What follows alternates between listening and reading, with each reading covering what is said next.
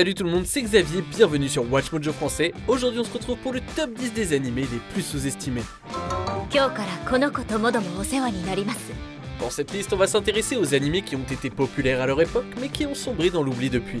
Quel animé oublié mérite le plus de respect? Dites-le moi dans les commentaires. Numéro 10, Full Metal Panic. Cette série a connu un grand succès au début des années 2000, mais elle n'a pas eu la longévité d'autres franchises de mecha comme Gurren Lagann ou Evangelion. En 2018, Full Metal Panic a sorti sa première nouvelle saison depuis environ 12 ans, mais Invisible Victory a à peine attiré l'attention malgré une suite solide. Même si elle bouscule pas le genre, elle reste une série fantastique de mecha militaires dirigée par des leaders amusants et charismatiques. I'll be right there.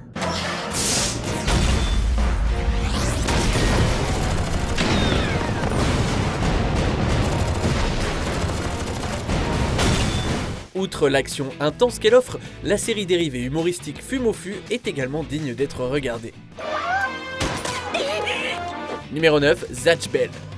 Beaucoup d'animés de combat shonen vivent dans l'ombre des anciens plus connus comme Dragon Ball. D'une durée de 3 ans et 150 épisodes, Zatch Bell a connu un bon parcours, en particulier au Japon, mais une fois l'anime terminé, il est rapidement tombé dans l'oubli.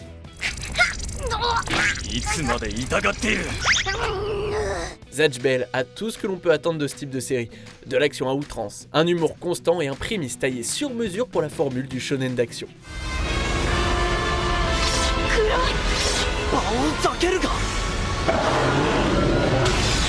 Malheureusement, l'anime est très difficile à trouver par des moyens légaux, ce qui condamne la série à n'être qu'un bon et lointain souvenir pour ceux qui ont eu la chance de la regarder.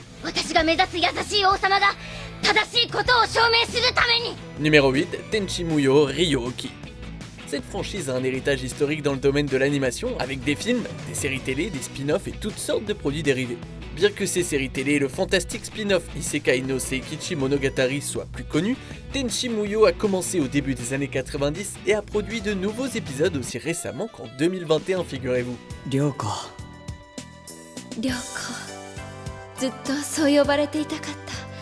L'influence de Tenchi Muyo sur l'industrie est complètement évidente. De nombreux programmes imitent son style visuel coloré et son mélange d'action, de romance et de comédie.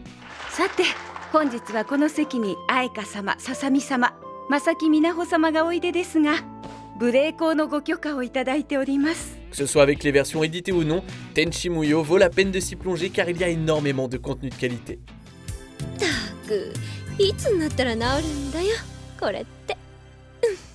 Numéro 7, Azumanga Daioh. Les comédies style tranche de vie avec des filles mignonnes qui font des choses mignonnes ne sont pas sous-représentées dans les animés. Plusieurs des tropes les plus populaires du genre peuvent être retracés à Azumanga Daioh et l'animé le fait encore mieux que la plupart de ses successeurs.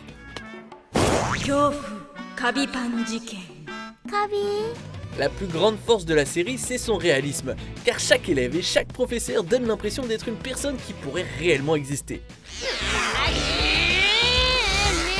Azumanga Daioh peut sembler uniforme au départ, mais l'écriture intelligente commence à briller après quelques sketchs.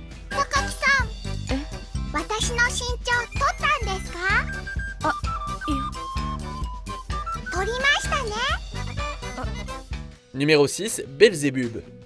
Tatsumi Oga est un délinquant qui devient le gardien d'un bébé qui se trouve être le fils du roi des démons et l'hilarité s'ensuit.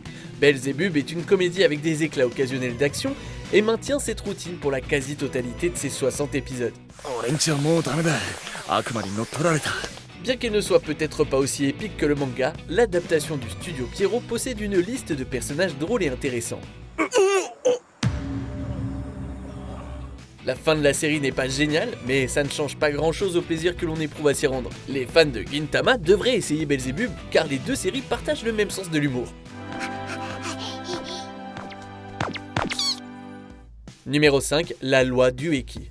Une compétition visant à déterminer le prochain roi céleste est en cours, chaque candidat habilitant un étudiant comme son représentant. Sans le savoir, Ueki doit utiliser sa capacité à transformer les déchets en arbres pour survivre contre des ennemis puissants et même parfois sadiques. This might be too much for me.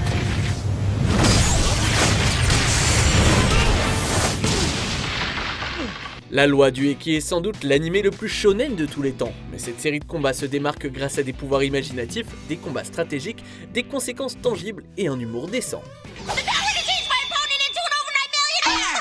My name is Memory and I love money. Ça ne convaincra pas ceux qui n'aiment pas les shonen de combat, mais c'est un animé amusant du milieu des années 2000 qui s'est débarrassé de l'extra pour se concentrer sur l'action. Boomerang cutter times 10!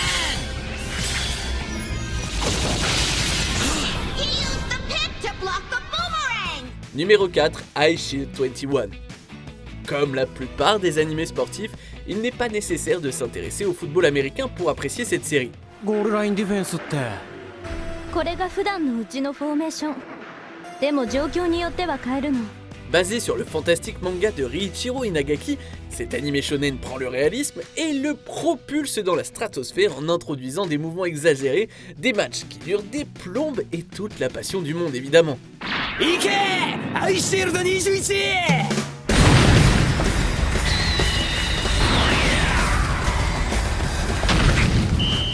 Suivant une intrigue simple sur les Devil Bats qui cherchent à participer au Christmas Ball, Ice Shield 21 possède la seule chose dont tout bon animé sportif a besoin, des personnages attachants avec une volonté de réussite contagieuse. Si vous aimez les animés sportifs, croyez-moi, c'est à voir absolument.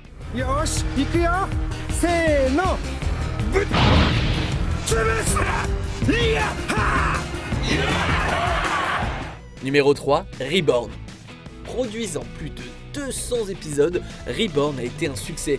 Mais ce shonen a tendance à être plus difficile à recommander que certains de ses contemporains plus connus. しかと受け取ったボンゴレの証をここに継承する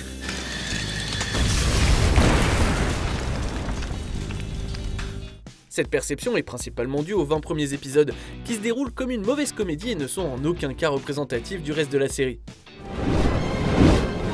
先にこいつを片付ける。 Une fois que l'anime a surmonté les premières difficultés, Reborn se révèle être un anime d'action captivant qui mêle mafiosi et super pouvoir, le tout avec des combats décents, des personnages charmants et une histoire ambitieuse. イクスバーナー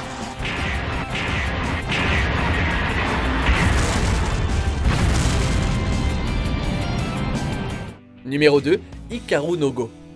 Jeu de société traditionnel chinois, le Go n'est pas particulièrement adapté aux débutants, ce qui pourrait en décourager plus d'un.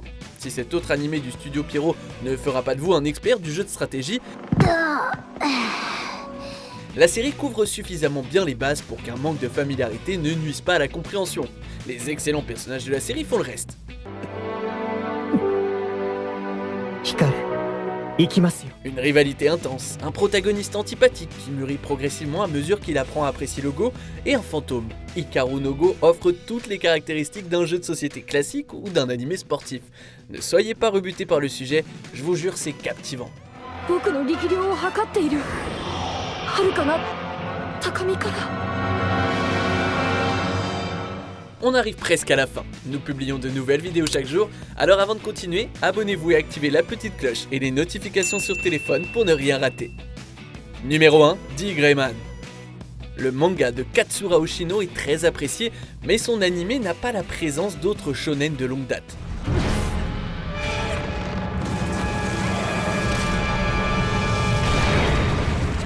Doté d'une esthétique gothique élégante et d'un scénario passionnant centré sur la guerre entre l'Ordre Noir et la famille Noah, D. Greyman est unique, atmosphérique et thématiquement intense. But I think we've got some work to do. Avec un peu trop de remplissage et un début lent, l'anime se termine de façon abrupte, ce qui a entaché sa réputation puisqu'il a fallu attendre près d'une décennie pour la suite. Bien qu'elle ne soit pas sans défaut, c'est une série incontournable pour ceux qui apprécient une atmosphère plus sombre.